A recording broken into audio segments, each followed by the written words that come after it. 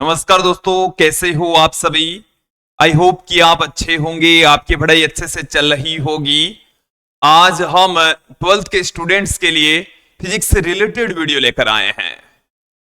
विद्यार्थियों, मैं आपको बता दूं कि हम हर साल बोर्ड परीक्षा के समय महत्वपूर्ण प्रश्नोत्तर का संकलन लेकर आते हैं। इस साल भी बोर्ड परीक्षा 2026 को ध्यान में रखते हुए इंपोर्टेंट क्वेश्चंस की एक सीरीज लेकर आए हैं, जिसमें हम एक एक करके सभी चैप्टर से रिलेटेड इंपोर्टेंट क्वेश्चंस देखेंगे, समझेंगे। विद्यार्थियों, ये जो क्वेश्चंस हैं वो माध्यमिक शिक्षा बोर्ड राजस्थान अजमेर के द्वारा जारी ब्लूप्रिंट और मॉडल पेपर के हिसाब से हमने तैयार किए हैं। ये जो क्वेश्चन है वो हमने एनसीईआरटी का जो नया सिलेबस है उसके अकॉर्डिंग तैयार किए हैं। पिछले सालों के जो प्रश्न पत्र है उनको देखते हुए, मॉडल प्रश्नों को देखते हुए, इस साल के ब्लूप्रिंट और मॉडल पेपर को देखते हुए ये इंपॉर्टेंट क्वेश्चंस हमने तैयार किए हैं। और आज के इस वीडियो से हम पहला चैप्टर विद्युत आवेश एवं क्षेत्र के इंपॉर्टेंट क्वेश्चंस देखेंगे, समझेंगे। आने वाले वीडियोज में एक एक करके हम सभी चैप्टर से रिलेटेड महत्वपूर्ण प्रश्नोत्तर देखेंगे, समझेंगे भी। विद्यार्थियों, यदि आप हमारे YouTube चैनल पर नए हैं तो चैनल को सब्सक्राइब कर लीजिए, साथ में बेल आइकन भी दबा दीजिए ताकि आपको आगे की वीडियोस की नोटिफिकेशन मिलते रहे। मैं आपको बता दूं कि हम हर साल महत्वपूर्ण प्रश्नोत्तर की सीरीज लेकर आते हैं और इस सीरीज में से अभी तक ऐसा हुआ है कि 95% से above question as it is या उसी टाइप का पूछा जाता है। न्यूमेरिकल क्वेश्चंस भी आपको एज इट इज मिल चुके हैं और इस साल हम पूरी मेहनत के साथ में आप लोगों के लिए एक महत्वपूर्ण प्रश्नोत्तर का संकलन लेकर आ गए हैं, आ चुके हैं। आप हमारे साथ में पहले चैप्टर से अंतिम चैप्टर तक यूं ही बने रहिए और आपको कोई डाउट हो तो आप मुझे कमेंट करके जरूर बताएं कि आपको कोई समस्या हो, या इन जो वीडियोज है इंपोर्टेंट क्वेश्चंस जो वीडियोज हम ला रहे हैं, आप हमें कमेंट करके ये जरूर बताएं क्या उससे पहले चैप्टर से रिलेटेड वन शॉट वीडियो लाया जाए या इन वीडियोज को लाइव किया जाए। आप इन पर भी कमेंट करके जरूर बताएं ताकि ज्यादा से ज्यादा स्टूडेंट्स को फायदा मिल सके और चीजें समझ में भी आ सके। क्योंकि एक रिकॉर्डेड वीडियो होता है, उसमें हम कोई क्वेश्चंस नहीं कर पाते, अपने दिमाग में कोई क्यूरी हो तो उसको हम दूर नहीं कर पाते। विद्यार्थियों, अब मैं इस सीरीज को स्टार्ट करने जा रहा हूं, बिना किसी देरी के स्टार्ट करते हैं।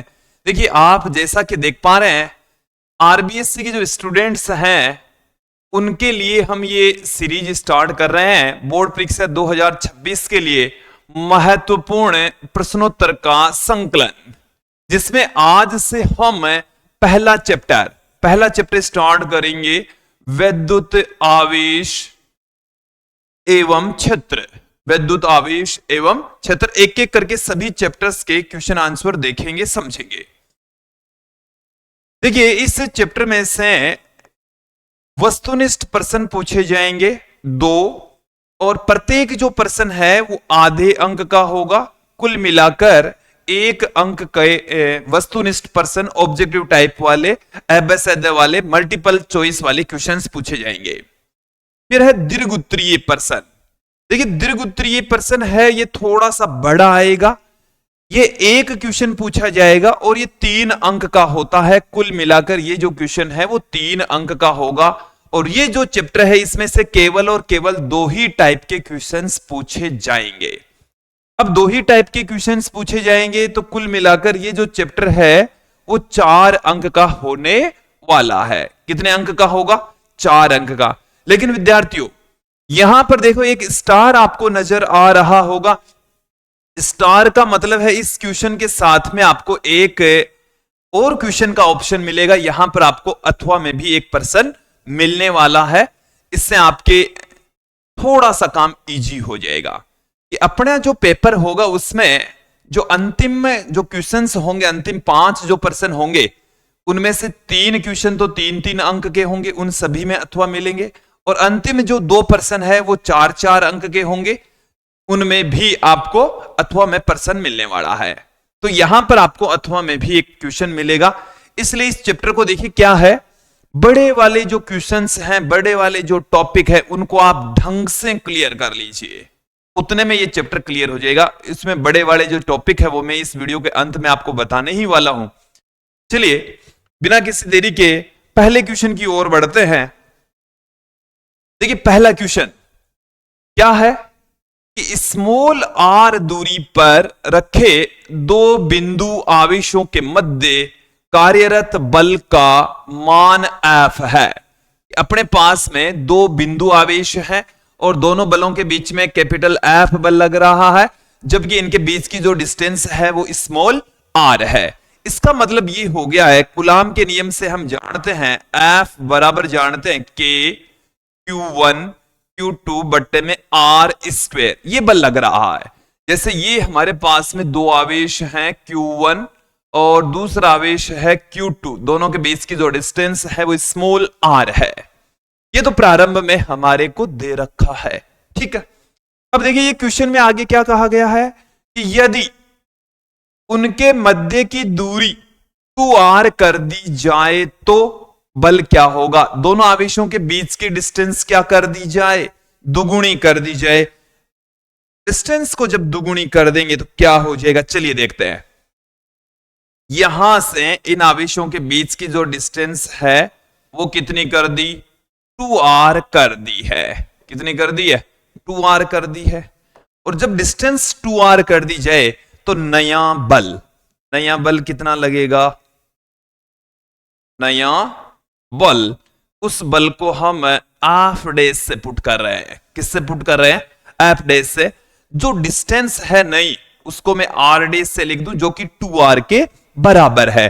के आवेश उतने ही है Q1 Q2 बटेवा R डैश का स्क्वायर।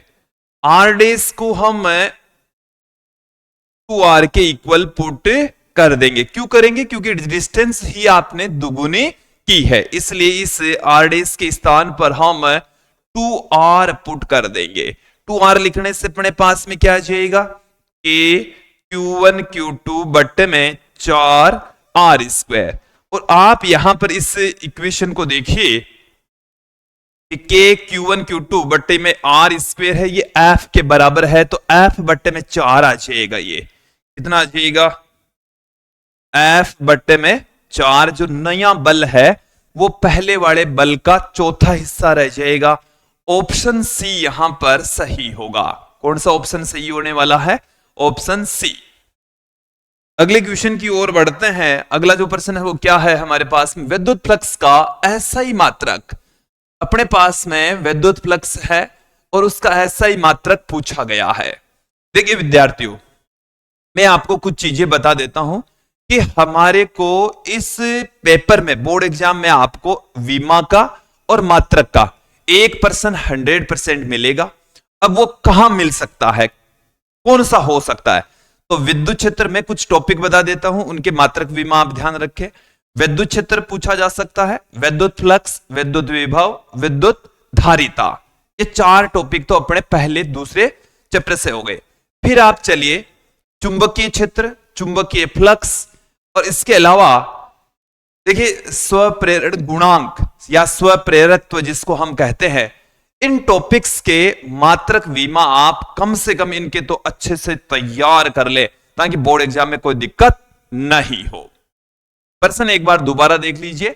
हमारे को पूछा गया है विद्युत फ्लक्स, इलेक्ट्रिक फ्लक्स का एसआई मात्रक क्या है। तो देखिए इलेक्ट्रिक फ्लक्स बराबर हम क्या जानते हैं, फाई बराबर हम जानते हैं ई वेक्टर डॉट एस वेक्टर।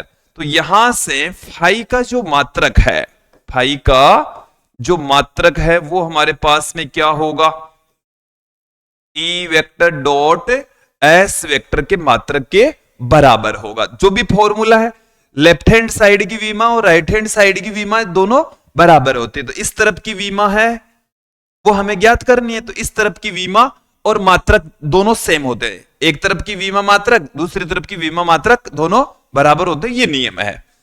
चलिए, विद्युत क्षेत्र की तीव्रता का मात्रक होता है न्यूटन प्रति कूलम, और ये एस यहां पर क्षेत्रफल है जिसका मात्रक हो गया मीटर स्क्वायर। इस कूलम को हम बट्टे से ऊपर ले जाएंगे तो newton into coulomb inverse metre square, हमें ऑप्शन बी मिल जाएगा। कौन सा ऑप्शन सही होने वाला है? ऑप्शन बी सही होने वाला है। विद्युत फ्लक्स की विमा भी पूछी जा सकती है, हालांकि मैंने वो क्वेश्चन इंपोर्टेंट क्वेश्चंस में शामिल किया है, तो वहीं पर हम इसको देख भी लेंगे।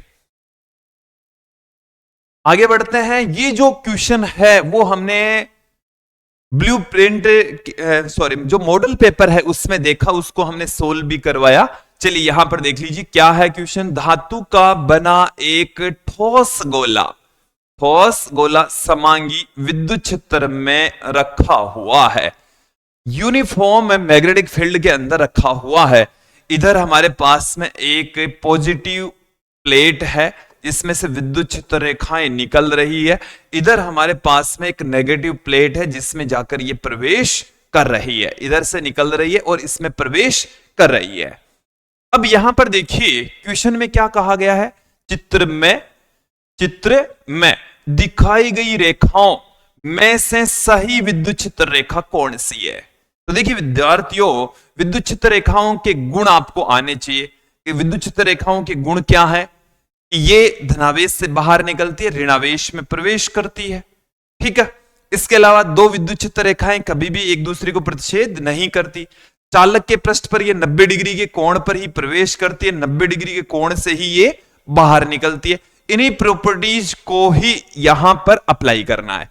चलिए यहां पर आप देखें कि ये एक विद्युत क्षेत्र रेखा है जो कि यहां पर किसी एंगल पर प्रवेश कर रही है, ये 90 डिग्री का एंगल नहीं है, तो इक्वेशन जो पहली विद्युत क्षेत्र रेखा है वो सही नहीं है।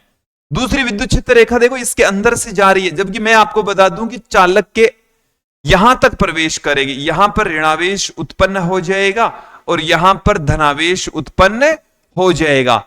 अंदर से विद्युत क्षेत्र रेखाएं जाएगी नहीं, तो ऑप्शन 2 और 3 वैसे ही गलत हो गए। ऑप्शन 2 और 3 सीधी सी बात है कि अंदर से विद्युत क्षेत्र रेखाएं नहीं गुजरती। जो चौथी इक्वेशन हमारे को, चौथी जो विद्युत क्षेत्र रेखा दे रखी है वो इस चालक के पृष्ठ के लंबवत ही प्रवेश करती है और इसके पृष्ठ के लंबवत ही बाहर निकलती है। तो चौथी जो विद्युत क्षेत्र रेखा है वो बिल्कुल सही है, हमारे को सही वाली ही पूछी है। तो कौन सी सही है?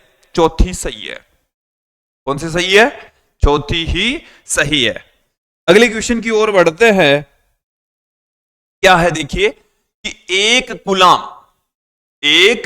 कूलाम के दो बिंदु धनावेश वायु माध्यम में परस्पर 1 मीटर दूर मौजूद है। कितनी दूरी पर मौजूद है? 1 मीटर की दूरी पर मौजूद है। आवेशों के मध्य कार्यरत प्रतिकर्षण विद्युत बल का मान क्या होगा? ये आवेश है, उनके बीच में कितना प्रतिकर्षण बल काम करेगा। एक बार इस क्वेश्चन को पुनः ध्यान दें। एक कूलाम के दो बिंदु आवेश, धनावेश है दोनों के दोनों ही, और दोनों ही कितने हैं? एक कूलाम के। Q1 बराबर 1 कूलाम, Q2 बराबर 1 कूलाम, दोनों ही धनावेश वायु में परस्पर 1 मीटर की दूरी पर रखे हुए हैं। यहां पर R बराबर कितना दे रखा है? 1 मीटर। आवेशों के बीच में देखिए दोनों ही धनावेश है, तो प्रतिकर्षण बल लगेगा। कितना लगेगा? इसके लिए हमारे पास में कूलाम का नियम है। F बराबर हम क्या जानते हैं? K Q1 Q2 बटे R स्क्वायर। K का जो मान होता है वो 9 गुणा 10 की घात 9। Q1 की वैल्यू है 1 कूलाम, Q2 का मान है 1 कूलाम, R का मान है 1 मीटर। तो यहां से F की जो वैल्यू है वो 9 इंटू 10⁹ आ जाएगी, और ये आएगी न्यूटन में। किस में आएगी? न्यूटन में आएगी। ये फाइनल आंसर आ जाएगा। यहां पर ऑप्शन देख लीजिए, 9 इंटू 10⁹ न्यूटन, ऑप्शन डी यहां पर सही हो जाएगा। अगले क्वेश्चन की ओर बढ़ते हैं। देखिए क्या है क्वेश्चन कि यदि दो आवेशों के मध्य, अपने पास में दो आवेश हैं, उनके मध्य क्या कर दिया जाए? कांच की प्लेट रख दी जाए, तब उनके मध्य विद्युत बल पूर्व की तुलना में क्या हो जाएगा, अधिक हो जाएगा या कम हो जाएगा, शून्य हो जाएगा या अनंत हो जाएगा। एक बार इस क्वेश्चन को आप अच्छे से समझ लीजिए कि हमारे पास में यहां पर दो आवेश हैं Q1 तथा Q2 और दोनों के बीच की जो डिस्टेंस है वो स्मॉल r है, तब इनके बीच में लगने वाला बल F बराबर Q1 Q2 बटेवा R स्क्वायर, इतना बल काम कर रहा है, इतना बल लग रहा है। ओके, अब यहां पर क्या कर दी जाए, इन दोनों आवेशों के बीच में, दोनों आवेशों के बीच में यह है Q1, यह है Q2, डिस्टेंस उतनी ही है, लेकिन अब की बार दोनों के बीच में हमने क्या रख दिया, यहां पर एक कांच रख दिया है। डिस्टेंस तो कितनी है, स्मॉल r के बराबर है, ये क्या रख दिया है हमने, कांच। इसका जो पराविद्युतांक है वो हम k या एप्सिलॉन r ले लेते हैं। क्या ले लेते हैं, k ले लेते हैं, कई बुक्स में एप्सिलॉन r से भी लिखा जाता है। तो देखिए नया जो बल होगा, माध्यम की स्थिति में जो लगने वाला बल होता है 1/4 पाई एप्सिलॉन नॉट के स्थान पर एप्सिलॉन आ जाता है, और एप्सिलॉन के स्थान पर हम एप्सिलॉन नॉट एप्सिलॉन r लिख सकते हैं। तो Q1 Q2 बटेवा R स्क्वायर, ये हो गया। देखिए इस बल को मैं ऐसे लिख दूं, k की बजाय आप 1/4 पाई एप्सिलॉन नॉट की टर्म्स में लिखें तो ज्यादा अच्छा रहेगा, ज्यादा बेटर लगेगा। देखिए इसे हम क्या लिख दें, माध्यम में लगने वाला जो बल है वो क्या हो जाएगा, इस सारी राशि को हम F लिख सकते हैं। तो F बट्टे में क्या आ गया, एप्सिलॉन R, F बटेवा एप्सिलॉन R। एप्सिलॉन R यहां पर है कांच का पराविद्युतांक, और कांच के लिए इस एप्सिलॉन R की वैल्यू, कांच के लिए एप्सिलॉन R का मान कितना होता है, एप्सिलॉन R की जो वैल्यू है वो 5 से 10 तक होती है। तो इसमें कुछ ना कुछ राशि का भाग लगेगा, भाग लगेगा तो मान क्या आएगा, पहले से कम आएगा। तो जो बल है पूर्व की तुलना में क्या हो जाएगा विद्यार्थियों, कम हो जाएगा, पहले की तुलना में क्या हो जाएगा, कम। फिर देखें, एक विद्युत द्विध्रुव, एक विद्युत द्विध्रुव को समरूप विद्युत क्षेत्र में रखने पर निम्न में से कार्यरत होगा। निम्न में से क्या लगेगा, अपने पास में है एक समान विद्युत क्षेत्र, समरूप विद्युत क्षेत्र जिसको हम कह रहे हैं। तो देखिए एक समान विद्युत क्षेत्र को हम इस तरीके से समांतर रेखाओं के द्वारा रिप्रेजेंट कर सकते हैं। ये हमारे पास में यूनिफॉर्म इलेक्ट्रिक फील्ड है जिसको हमने समांतर रेखाओं के द्वारा दिखाया है कि इस डायरेक्शन में है। अब हमने क्या कर दिया, इसमें ही इस तरीके से ऐसे, ये है प्लस Q और ये है माइनस Q, इसके ऊपर बल लगेगा इस डायरेक्शन में F, और इस पर बल लगेगा इस डायरेक्शन में। ठीक है, दोनों बलों का परिमाण समान होगा, डायरेक्शन एक दूसरे के विपरीत होगी। दोनों बलों का परिमाण क्या है, समान। F बराबर बल लगता है Q इंटू ई, Q इंटू ई ये बल लगता है, और E यहां पर क्या है, विद्युत क्षेत्र की तीव्रता। ओके, F बराबर Q इंटू ई के रूप में बल लगेगा, दोनों के डायरेक्शन एक दूसरे के अपोजिट होगी, परिमाण समान होगा, तो कुल बल 0, कुल बल क्या हो जाएगा, कुल बल हो जाता है 0। दोनों बलों का परिमाण समान और डायरेक्शन एक दूसरे के विपरीत होने की वजह से कुल बल कितना हो जाता है, 0। यहां पर केवल बल आघूर्ण काम करता है विद्यार्थियों, बल आघूर्ण या बल युग्म आघूर्ण कहें तो ज्यादा अच्छा रहेगा, और बल आघूर्ण टो बराबर लगता है Pe sine theta, Pe sine theta के रूप में यहां पर बल आघूर्ण काम करेगा। तो केवल बल आघूर्ण यहां पर काम करेगा, ऑप्शन ए यहां सही हो जाएगा। ओके, ये आपको समझ आ जाना चाहिए। अगले क्वेश्चन की ओर बढ़ते हैं। एक साबुन के बुलबुले को, अपने पास में एक साबुन का बुलबुला है, उसको हम क्या कर रहे हैं, ऋणावेशित कर रहे हैं, तो उसकी त्रिज्या पर क्या इफेक्ट पड़ेगा। अपने पास में एक साबुन का बुलबुला है, उसको यदि ऋणावेश दे दिया जाए, तो क्या दे दिया जाए? ऋणावेश दे दिया जाए। तो देखिए विद्यार्थियों, साबुन के बुलबुले को जब आप ऋणावेश दे देंगे तो क्या होगा? इनके बीच में प्रतिकर्षण बल लगेगा, और प्रतिकर्षण बल लगने से इसके आकार में क्या हो जाएगी? वृद्धि हो जाएगी। इसका आकार क्या हो जाएगा? बढ़ जाएगा। प्रतिकर्षण बल के कारण से इसकी साइज बढ़ जाएगी, आकार बढ़ जाता है। तो देखिए ऋणावेशित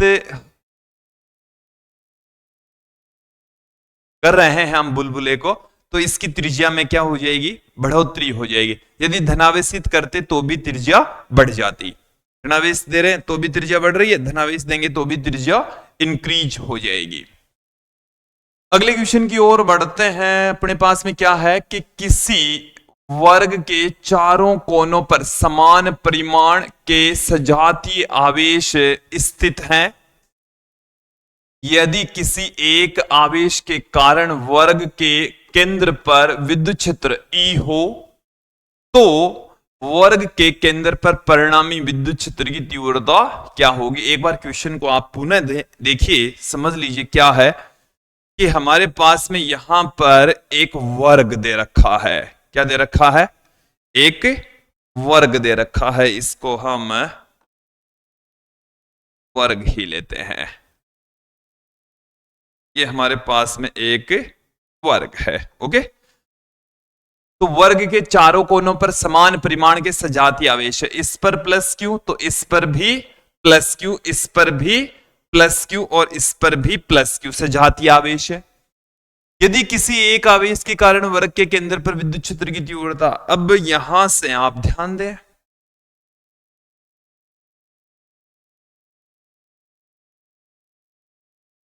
मैं इसको यहां से ऐसे मिला देता हूं, वर्ग के केंद्र का निर्माण कर रहा हूं।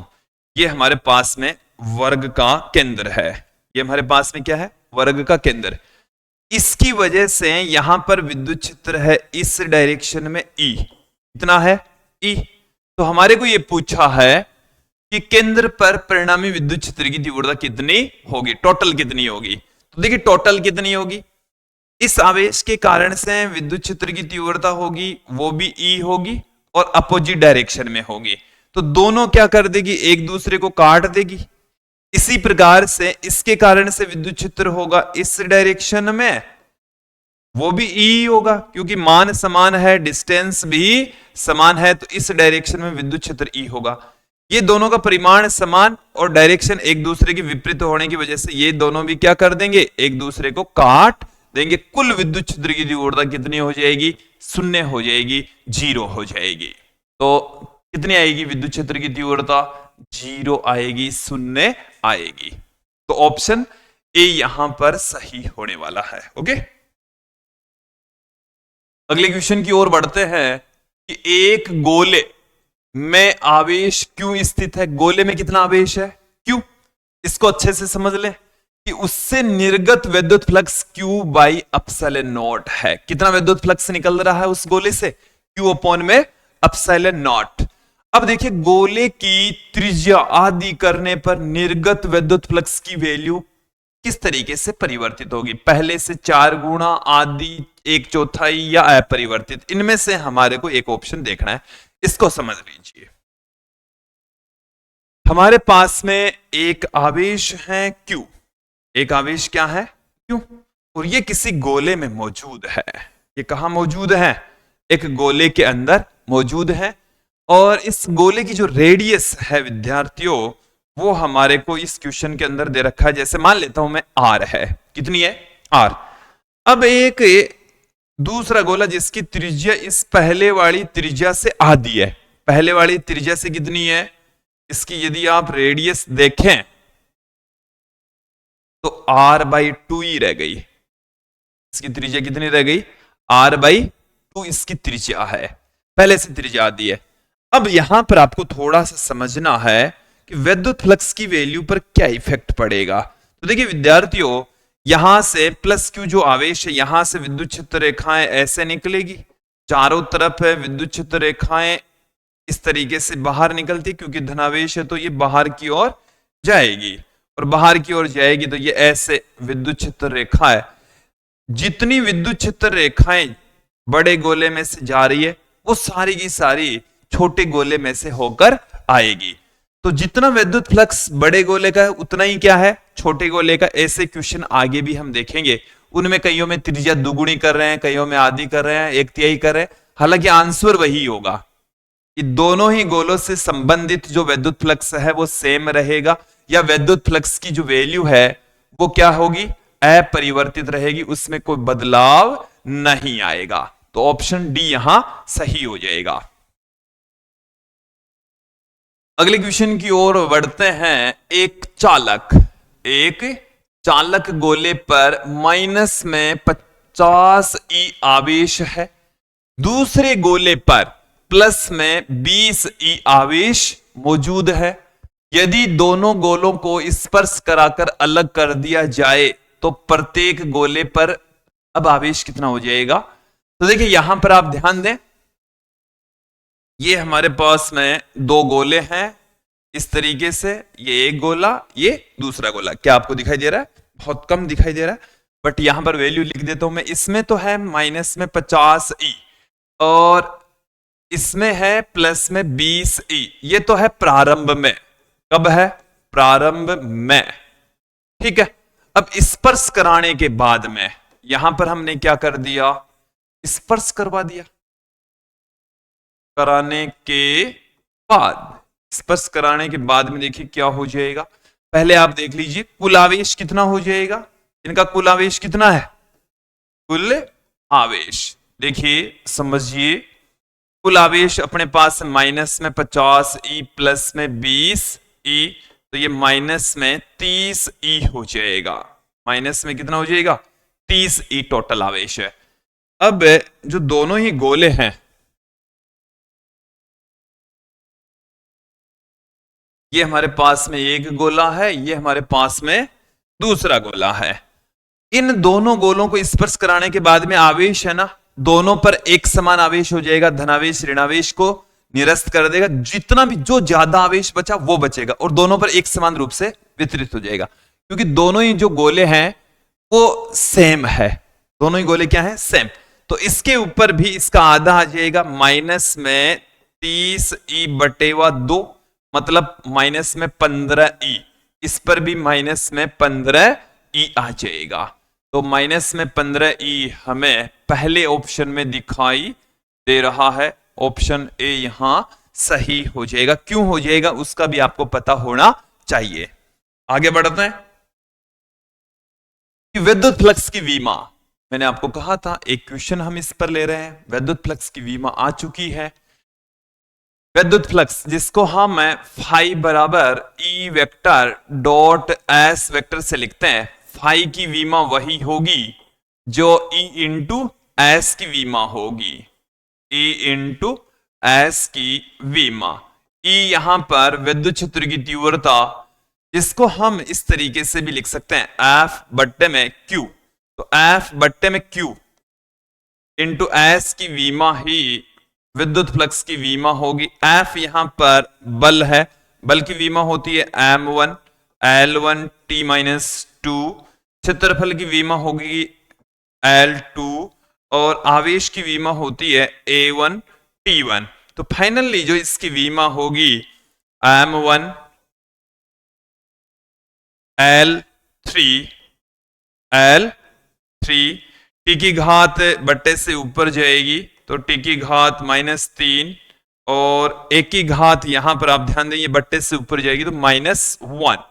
अब आप देख लीजिए इनमें से कौन सा ऑप्शन होगा। m1 L3 T-3 A-1, क्या पहला ही ऑप्शन है? अच्छे से देख लीजिएगा, कोई दिक्कत नहीं होनी चाहिए, समझ आ जाना चाहिए।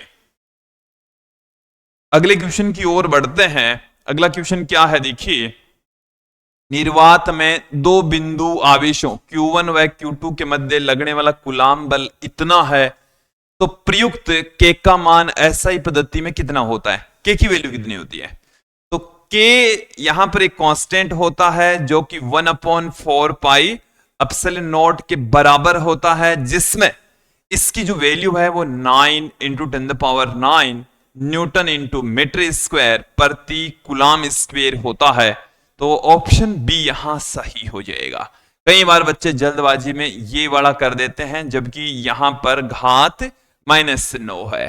ठीक है, मात्रक भी देख ले में, वैल्यू को भी अच्छे से देख ले में, क्योंकि जो गलत होने की संभावना है वो आपको पहला ऑप्शन मिलेगा। कई बार हम बिना आगे बढ़े ऑप्शन देखे सीधा ही टिक लगा देते, तो वही गलतियां हो जाती है।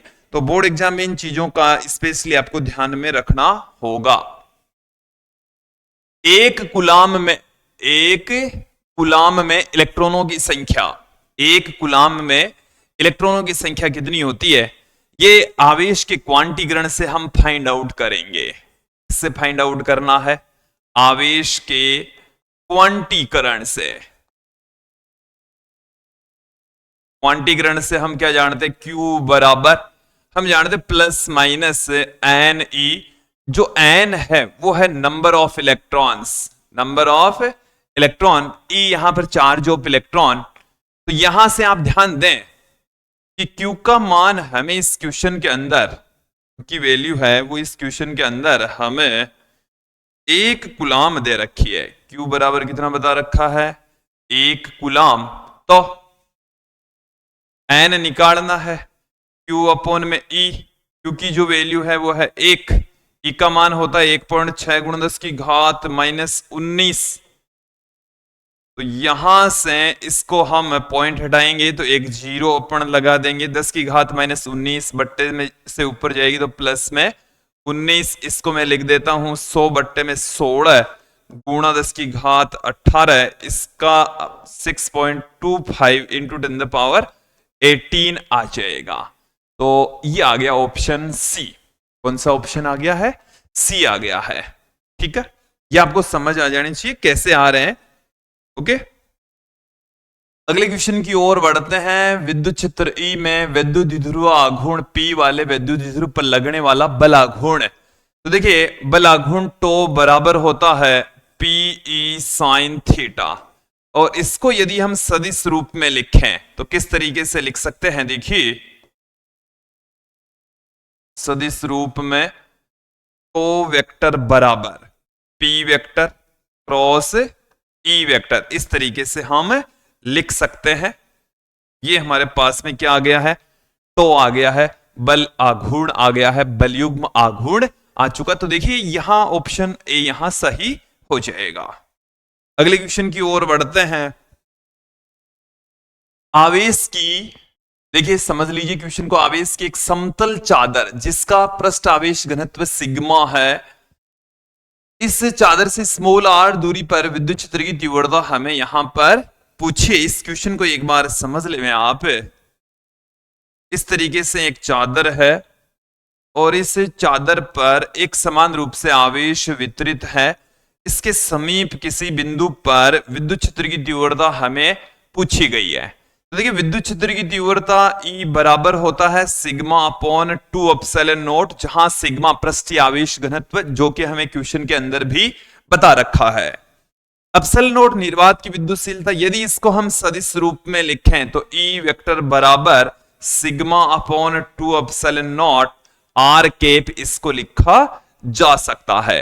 तो देखिए ऑप्शन हमें सिग्मा अपॉन 2 एप्सिलॉन नॉट ये सही हो जाएगा, ये गलत है। यदि इस पर आर कैप होता तो ये भी सही हो जाता, यहां पर 2 होता और आर कैप होता तो सही होता। तो ऑप्शन ए यहां पर क्या होने वाला है, सही होने वाला है। ऑप्शन ए ही यहां सही हो जाएगा। अगले क्वेश्चन की ओर बढ़ते हैं विद्यार्थियों। 16वां जो प्रश्न है वो क्या है, मुक्त आकाश की पराविद्युतशीलता होती है। एप्सिलॉन नॉट का मान पूछा है। देखो एप्सिलॉन नॉट का मान, मात्रक और विमा, मान, मात्रक और विमा, सारी चीजें मैं आपको क्लियर करता हूं। देखिए एप्सिलॉन नॉट का मान तो होता है 8.854 गुणा 10⁻12 कूलम स्क्वायर प्रति न्यूटन इंटू मीटर स्क्वायर, ये वाला ऑप्शन इसमें सही होगा। और इसका मात्रक देखिए कूलम स्क्वायर प्रति न्यूटन इंटू मीटर स्क्वायर। अब यदि मैं इसकी बात करूं विमा की, एप्सिलॉन नॉट की विमा, तो देखिए विमा कितनी हो जाएगी, मात्रक के अकॉर्डिंग वीमा लिख देते हैं A1 T1 का स्क्वायर अपॉन न्यूटन के हिसाब से M1 L1 T-2 और ये आ गया L2।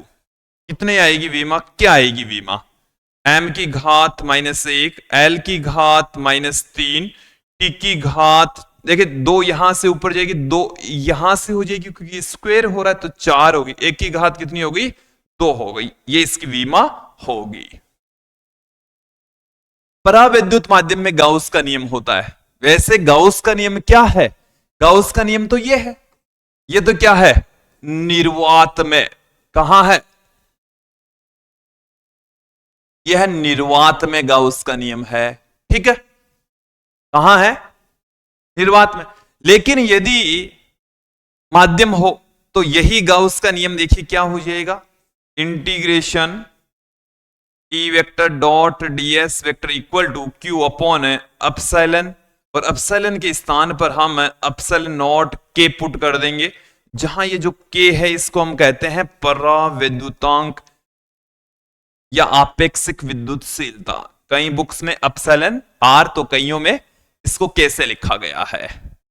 अब ये k है ना वो इधर गुणा हो जाएगा, इंटीग्रेशन k ई वेक्टर डॉट ds वेक्टर बराबर q अपॉन में अपसाइलन नॉट। तो ऑप्शन ए यहां सही हो जाएगा, ऑप्शन ए यहां सही हो जाएगा। ओके,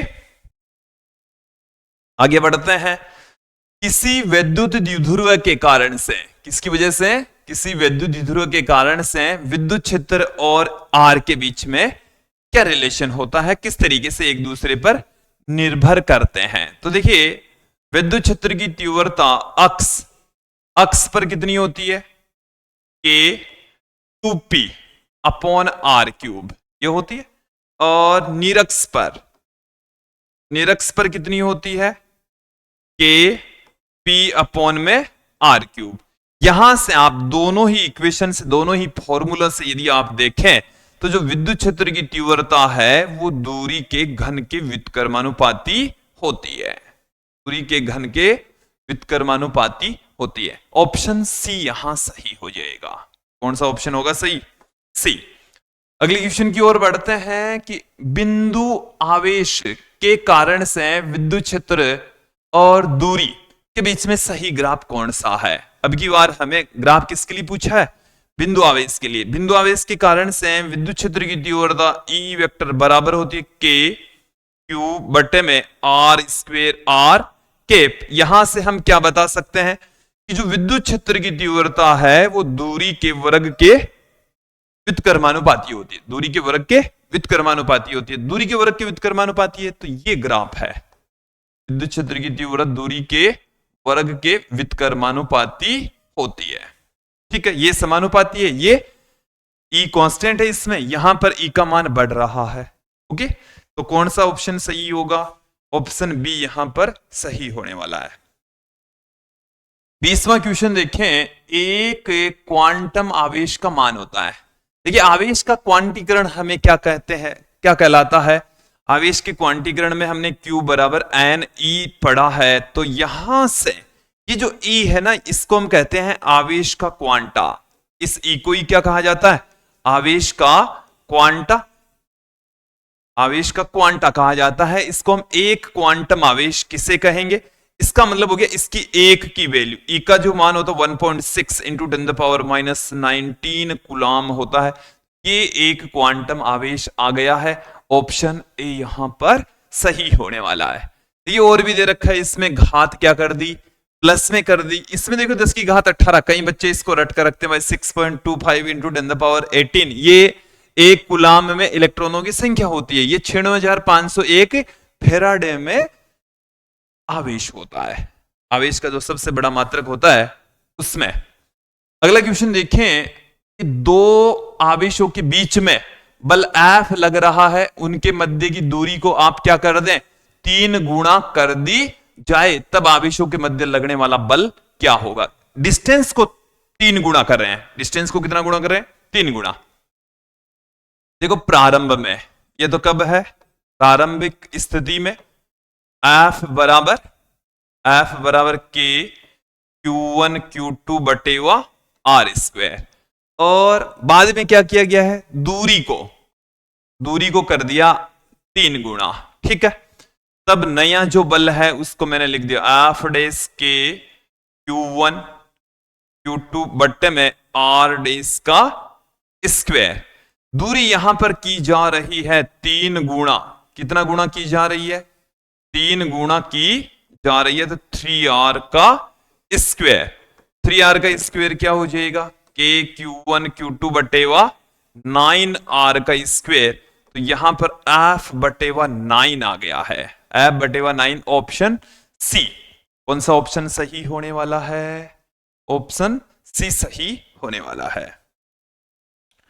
अगले क्वेश्चन की ओर बढ़ते हैं। एक घन के अंदर प्लस माइनस क्यू, एक घन के अंदर प्लस माइनस क्यू आवेशों वाले दो वैद्युत द्विध्रुव एक दूसरे के लंबवत रखे हैं, घन से निर्गत वैद्युत फ्लक्स की वैल्यू कितनी होगी। देखिए एक घन है और उस घन में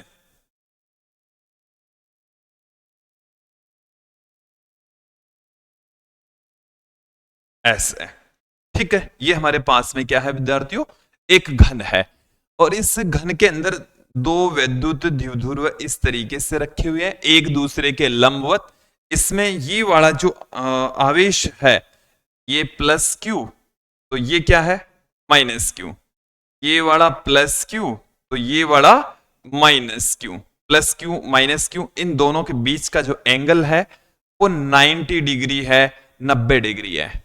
तो देखिए वैद्युत फ्लक्स का मान पूछा है। देखिए गाउस के नियम से वैद्युत फ्लक्स हम फाइंड आउट करेंगे। गाउस का नियम, देखिए गाउस का नियम क्या है, फाई बराबर होता है समेशन क्यू अपॉन में epsilon not, summation Q upon epsilon not. Summation Q का मतलब हो गया कुल आवेश, तो कुल आवेश कितना हो गया बंद पृष्ठ के अंदर, plus Q minus Q plus Q minus Q upon epsilon not. तो यहां पर फाई की जो वैल्यू है वो आ चुकी है 0। फाई का कितना मान आ चुका है, 0 आ चुका है, 0 आ चुका है। ऑप्शन सी यहां सही होने वाला है। अगले क्वेश्चन की ओर बढ़ते हैं। अगला जो प्रश्न है कि एक इलेक्ट्रॉन व प्रोटॉन के बीच 1 एंगस्ट्रॉम की दूरी है, तो निकाय का वैद्युत द्विध्रुव आघूर्ण क्या होगा। देखिए विद्यार्थियों मैं यहां पर आपको थोड़ा सा क्लियर कर दूं कि इस चैप्टर में से 2 अभ्यास वाले क्वेश्चन, मल्टीपल चॉइस वाले क्वेश्चन पूछे जाएंगे। एक क्वेश्चन होगा न्यूमेरिकल टाइप का, ये क्लियर है। एक क्वेश्चन किस टाइप का होने वाला है, न्यूमेरिकल टाइप का क्वेश्चन होने वाला है। तो अपने यहां पर कुछ फॉर्मूले हैं, न्यूमेरिकल टाइप का क्वेश्चन हो सकता है, फॉर्मूले बेस्ड हो सकता है। इस टाइप का एक क्वेश्चन इस टाइप का आना है, एक क्वेश्चन सीधा आना है। तो इसमें यहां पर निकाय का जो वैद्युत द्विध्रुव आघूर्ण है वो कितना है, वैद्युत द्विध्रुव आघूर्ण कितना होता है। देखिए वैद्युत द्विध्रुव आघूर्ण, वैद्युत द्विध्रुव आघूर्ण को हम P से रिप्रेजेंट करते हैं जो कि Q इंटू 2a के बराबर होता है। यहां पर Q दोनों जो आवेश हैं, एक यहां पर इलेक्ट्रॉन है और दूसरा क्या है प्रोटॉन है, दूसरा क्या है प्रोटॉन, और दोनों के बीच की जो डिस्टेंस है वो 1 एंगस्ट्रॉम है, 10 की घात -10 मीटर। चलिए दोनों में से किसी एक आवेश का परिमाण, तो चाहे प्रोटॉन का ले लो चाहे इलेक्ट्रॉन के, उसके आवेश का परिमाण ये आ गया। दोनों के बीच की जो डिस्टेंस है, तो निकाय दोनों के बीच की दूरी 1 एंगस्ट्रॉम 10 की घात -10 मीटर, ठीक है। यहां से क्या आ गया 1.6 गुणा 10 की घात -19 और -10 कितनी होगी -29। इसका मात्रक हो गया कुलाम, इसका मात्रक हो गया ये ए है विद्यार्थियों, तो कुलाम इंटू मीटर, तो 1.6 into 10⁻⁻29 coulomb into metre. Okay, ये आपको समझ आ जाना चाहिए। अगले क्वेश्चन की ओर बढ़ते हैं। देखिए क्वेश्चन क्या है, विद्युत क्षेत्र की तीव्रता का मात्रक। क्या हम पहले देख चुके हैं, नहीं देखा तो अब देख लीजिए। विद्युत क्षेत्र की तीव्रता देखो हमने देख तो ली है एक तरीके से, दूसरे क्वेश्चन में ही देखी हो, चाहे तो जब हम विद्युत फ्लक्स से निकाल रहे हैं तब देखी होगी, बट देख ली है। विद्युत क्षेत्र की तीव्रता का मात्रक E बराबर अपने पास में देखिए फॉर्मूला क्या होता है। फॉर्मूला देखो बच्चों, हाफ वेक्टर अपॉन क्यू। तो ई का मात्रक वही होगा जो एफ बटे व क्यू का मात्रक होगा। एफ बटे में क्यू का मात्रक। एफ यहां पर बल है, बल का मात्रक होता है न्यूटन। क्यू यहां पर आवेश है जिसका मात्रक होता है कूलाम। तो न्यूटन प्रति कूलाम, न्यूटन प्रति कूलाम, ऑप्शन ए यहां सही हो जाएगा। देखिए इसका मात्रक वोल्ट प्रति मीटर, वोल्ट प्रति मीटर भी होता है। कैसे? क्योंकि ई बराबर होता है एफ बटे व क्यू। इसको थोड़ा सा देख लीजिए, इसको मैं ऐसे लिख दूं एफ इंटू अक्स बटे व क्यू इंटू अक्स। एफ इंटू अक्स को हम डब्ल्यू लिख देते हैं और डब्ल्यू अपॉन में क्यू को हम वी लिख देंगे। वी बटे में वी का मात्रक वोल्ट विभवांतर, अक्स का मात्रक मीटर। वोल्ट प्रति मीटर भी इसका मात्रक होता है। हालांकि ऑप्शन में वोल्ट प्रति मीटर की बजाय क्या दे रखा है, वोल्ट इंटू मीटर। गलत है, यही ऑप्शन सही होगा। अगले क्वेश्चन की ओर बढ़ते हैं कि एक इलेक्ट्रॉन के आवेश के कारण निर्वात में 1 मीटर की दूरी पर विद्युत क्षेत्र की तीव्रता कितनी होगी। तो बिंदु आवेश के कारण से विद्युत क्षेत्र की तीव्रता वाला फॉर्मूला यहां पर लगने वाला है ई वेक्टर। वेक्टर को रहने देते हैं क्योंकि यहां पर वेक्टर का कोई रोल नहीं हो। तो के क्यू अपॉन में आर स्क्वायर, के का मान होता है 9 इंटू 10⁹। क्यू की जो वैल्यू है वो है इलेक्ट्रॉन का आवेश। इलेक्ट्रॉन का आवेश का परिमाण यहां पर हम लेकर चल रहे हैं विद्यार्थियों, कितना होता 1.6 इंटू 10⁻⁹ कूलम। आर यहां पर बट्टे में आर तो 1 है, 1 का स्क्वायर यही रह जाएगा। अब इसको इससे गुणा करेंगे 9 इंटू 1.6 इंटू 10⁻⁻10 और इसको इससे गुणा कर लेंगे तो 14.4 इंटू 10⁻⁻10 और यहां से भी इसको 1.44 इंटू 10⁻⁹ न्यूटन प्रति कूलाम। देख लेते हैं ऑप्शन, देखो भाई ऑप्शन सी ही यहां सही हो जाएगा, 1.44 इंटू 10⁻⁻9 न्यूटन पर कूलाम। अगले क्वेश्चन की ओर बढ़ते हैं। यदि 2 × 10⁻³ कूलाम तथा 4 × 10⁻³ कूलाम के 2 आवेश एक दूसरे से कुछ दूरी पर वायु में रखे हैं तो उन पर लगने वाले बलों का अनुपात क्या होगा। देखिए विद्यार्थियों इस क्वेश्चन को आप एक बार समझ लीजिए। जैसे हमारे पास में ये कोई आवेश है Q1, ये इनके बीच की डिस्टेंस है Q है, दोनों आवेशों के बीच की जो डिस्टेंस है वो स्मॉल r, दोनों आवेशों का मान है Q1 Q2।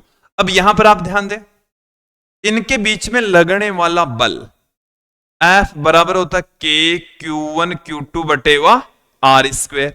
सदिश रूप में लिखें तो ऐसे लिखेंगे K Q1 Q2 बटे में R स्क्वायर R के। लेकिन हमने कूलाम के नियम का सदिश रूप पहले चैप्टर में पढ़ा है, तो वहां से F वेक्टर बराबर F12 बराबर होता है F21। दोनों आवेशों पर लगने वाले बल हैं F12 और F21। यह है दूसरे आवेश के द्वारा पहले आवेश पर लगने वाला बल, यह पहले आवेश के द्वारा दूसरे आवेश पर लगने वाला बल। दोनों बलों का परिमाण समान होता है, डायरेक्शन एक दूसरे के विपरीत होती है, इसलिए क्रिया प्रतिक्रिया नियम के अनुरूप ये दोनों बल काम करते हैं। देखो मेरी बात को आप ध्यानपूर्वक सुने, इस आवेश के द्वारा इस पर बल लगेगा वो इस डायरेक्शन में, ठीक है, इस डायरेक्शन में बल काम करेगा F21 वेक्टर, इस पर बल काम करेगा F12 वेक्टर। दोनों का मान समान होगा, डायरेक्शन एक दूसरे के विपरीत होगी। तो हमारे को यहां पर क्या पूछा है, इन आवेश इन पर लगने वाले बलों का अनुपात, इन पर लगने वाले बलों का अनुपात। तो F12 और F21 दोनों का अनुपात क्या आ जाएगा, 1:1, 1:1 आ जाएगा। तो ये एक अच्छा प्रश्न कह सकते हैं, 1:1। ऑप्शन ए यहां पर सही हो जाएगा। अगले क्वेश्चन की ओर बढ़ते हैं कि 2 विद्युत बल रेखाएं एक दूसरे को किस कोण पर काटती है। तो कई बार पहला जो ऑप्शन है वो दिखते ही ऐसा लगता बिल्कुल सही है, दो विद्युत क्षेत्र रेखाएं एक दूसरे को नहीं काटती ही नहीं है। ये जो 90 डिग्री का कोण बनाती है विद्युत बल रेखा, वो किसी चालक पृष्ठ के साथ में बनाती है। किसी धातु के पृष्ठ से जब ये बाहर निकलती या प्रवेश करती तो 90 डिग्री के कोण पर ही प्रवेश करेगी, 90 डिग्री के कोण से ही बाहर निकलेगी। तो ऑप्शन यहां डी होगा। ऑप्शन कौन सा होगा? डी। फिर देखिए अगला क्वेश्चन क्या है। कैपिटल आर त्रिज्या के एक समान आवेशित पतले गोलीय खोल के कारण उसकी सतह के अंदर किसी बिंदु पर विद्युत क्षेत्र का मान होता है। एक बार इस क्वेश्चन को एक बार ध्यान पूर्वक सुन लीजिए। गोलीय खोल है, कैसा है? गोला है इस तरीके से भी,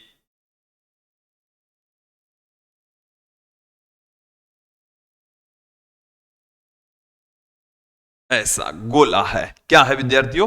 गोला, गोलीय खोल है। अब हमारे को क्या है, इसकी जो रेडियस है वो कैपिटल आर है। ओके, और क्या कहा गया? एक समान आवेशित पतले गोलीय खोल के कारण उसकी सतह के अंदर किसी बिंदु पर विद्युत क्षेत्र का मान होता है। अब सतह के अंदर यहां पर विद्युत क्षेत्र की तीव्रता पूछिए जो कि 0 होती है। इस पर एक समान रूप से आवेश मौजूद है। मैं आपको बता दूं, क्लियर कर दूं कि किसी चालक के अंदर, चाहे वो ठोस हो चाहे खोखला हो, चालक के अंदर विद्युत क्षेत्र की तीव्रता सदैव 0 होती है। और आवेशित खोखले गोले के अंदर तो विद्युत क्षेत्र की तीव्रता सदैव कितनी होती है? 0 होती है।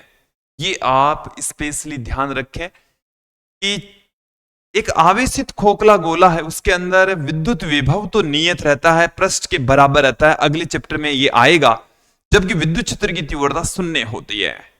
इलेक्ट्रिक फील्ड इंटेंसिटी कितनी होगी? 0 होगी, 0 होगी।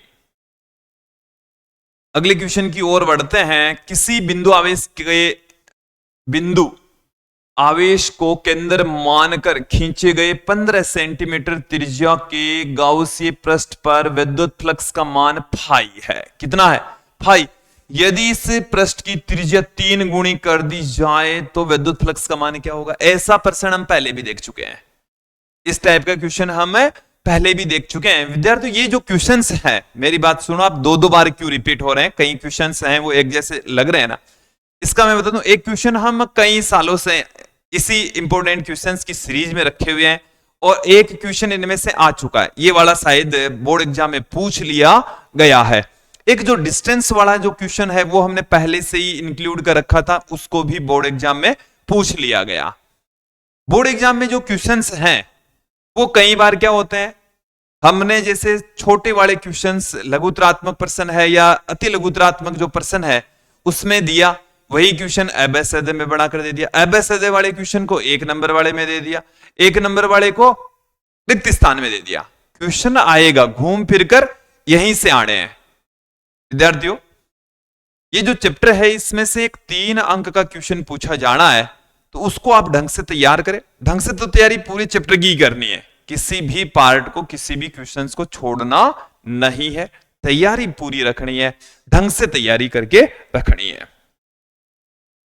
चलिए आगे बढ़ते हैं। चलिए, उस क्वेश्चन का हमने सॉल्यूशन नहीं देखा। अब यहां पर अपने पास में इस तरीके से एक गोला है और इस गोले की रेडियस 3 गुणी कर दी। कितनी गुणी कर दी?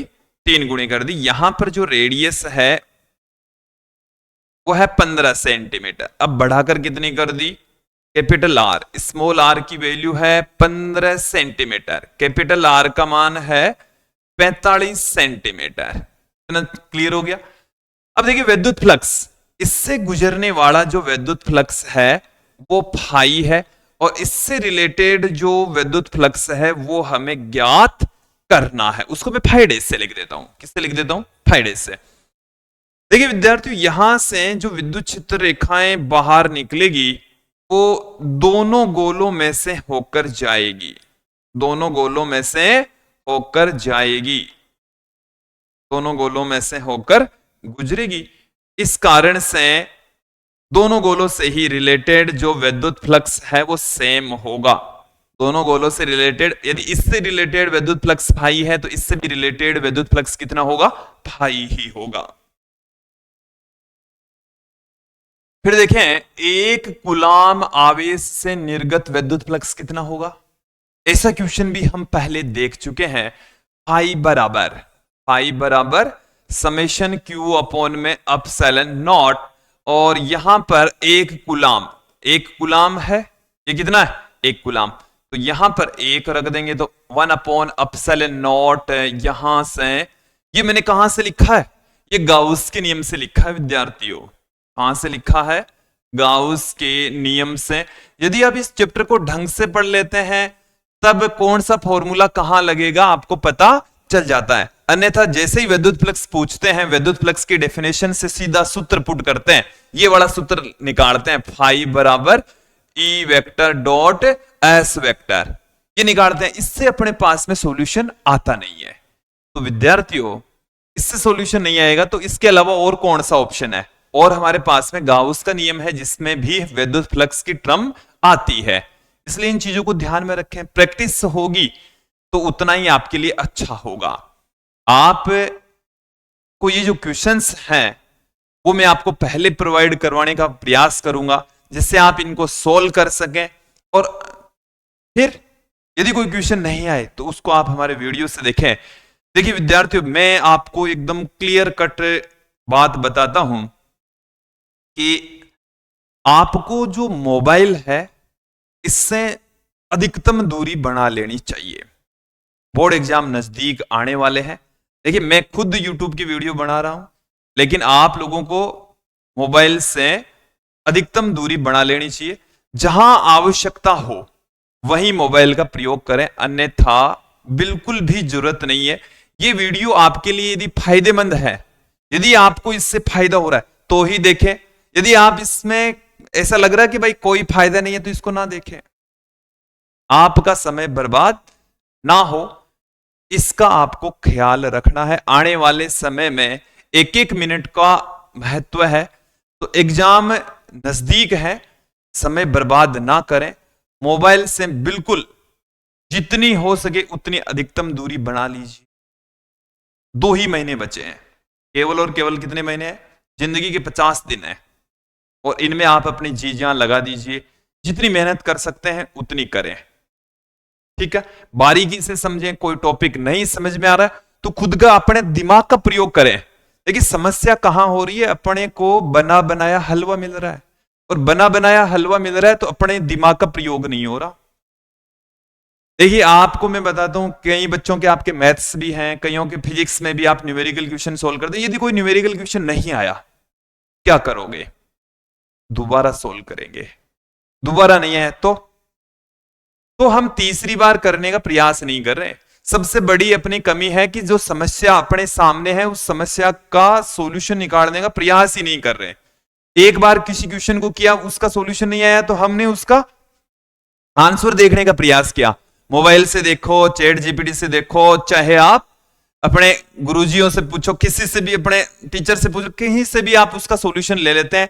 आप खुद दोबारा प्रयास नहीं करते। सबसे बड़ी समस्या आज के दिन यही हो गई है, हम समस्याओं के साथ में उतने जुड़े हुए नहीं है, उनको सॉल्यूशन निकालने का प्रयास नहीं कर रहे हैं। तो विद्यार्थियों, मेरा आपको यही कहना है कि आप पहले जब कोई समस्या आ रही है, मैं ये अपने एजुकेशन में ही कर रहा हूं, कोई क्वेश्चन आंसर की बात कर रहा हूं, तो उस समस्या का निवारण करने का पहले प्रयास करें। अपना खुद का दिमाग लगाएं कि भाई इस क्वेश्चन का आंसर कैसे आएगा, इसमें क्या लगाएं, कौन सा फॉर्मूला लगाएं। यदि बिल्कुल भी आप 1-2 बार प्रयास करने के बाद में भी नहीं आ रहा, तब आप दूसरा ऑप्शन ढूंढे। मेरी बातें आपको समझ आ जानी चाहिए, क्लियर हो जानी चाहिए। चलिए हम अपने वीडियो की ओर बढ़ते हैं। कुछ बच्चों को अवश्य ही इसका फायदा होने वाला है, तो जिन बच्चों को फायदा हो रहा है वो कमेंट में मेरे को जरूर बताएं, ताकि मेरे को भी मोटिवेशन मिल सके, मैं भी आगे की वीडियोज जल्दी लेकर आ सकूं और भी अच्छी क्वालिटी के लेकर आ सकें। चलिए बिना किसी देरी के अगला क्वेश्चन, दिए गए चित्र में पृष्ठ से निर्गत विद्युत फ्लक्स का मान कितना होगा, विद्युत फ्लक्स की वैल्यू कितनी होगी। तो देखिए अपने पास में एक बंद पृष्ठ है और इसमें 2 आवेश हैं, 2 माइक्रोकूलाम और 1 माइक्रोकूलाम। हमारे को विद्युत फ्लक्स पूछा है, यहां पर भी हम गाउस का ही नियम लगाने वाले हैं। तो देखिए कुल जो आवेश हैं वो हमें यहां पर ज्ञात करना होगा। समेशन क्यू हमें यहां पर निकालना पड़ेगा। तो समेशन क्यू का मतलब हो गया, आप इन दोनों आवेशों का क्या कर दीजिए, जोड़ कर दीजिए। जोड़ करोगे तो क्या आएगा, 1 माइक्रोकुलाम प्लस 2 माइक्रोकुलाम, मैंने आगे पीछे लिख दिए, ये 3 माइक्रोकुलाम आ गया है। यहां पर वैल्यू पुट कर दे, 3 गुणा 10 की घात -6 बटे epsilon naught newton into metre square प्रति कुलाम, या वोल्ट इंटू मीटर।